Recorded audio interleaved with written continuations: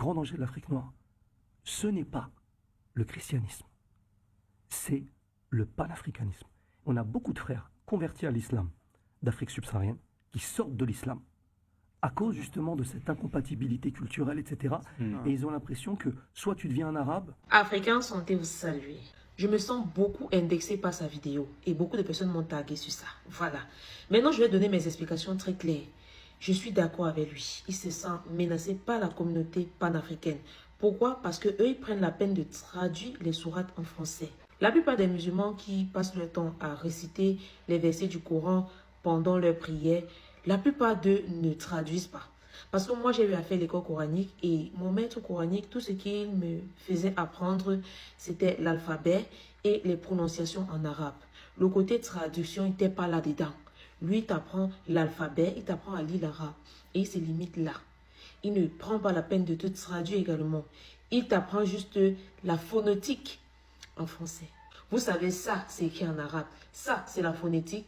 Et ça, c'est la traduction en français.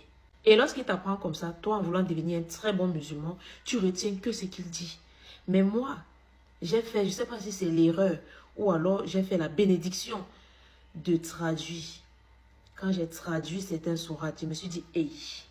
Et chaque fois, quand il me parlait de la prière, il me disait, juste après Al-Fatiha, il y a une sourate. Et cette sourate, c'est une sourate de ton choix. Mais moi, quand j'étais débutant, je devais prendre les sourates qui commencent à la fin du Coran. Parce qu'il fallait que je prenne les sourates les plus courtes et ce que je pouvais retenir plus facilement.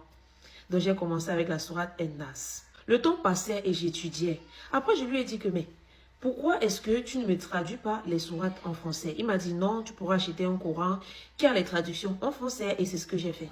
Et lorsque j'ai pris ça, quand je suis tombée sur une sourate qui m'a poignardé le cœur, je me suis dit que, mais je sais qui, je sais quoi, je suis dans quoi. Et à chaque fois que je faisais le soujoud, je me disais donc, tiens donc, pourquoi je dois faire ça? Pourquoi je dois passer par toutes ces étapes? La seule prière, c'est le travail.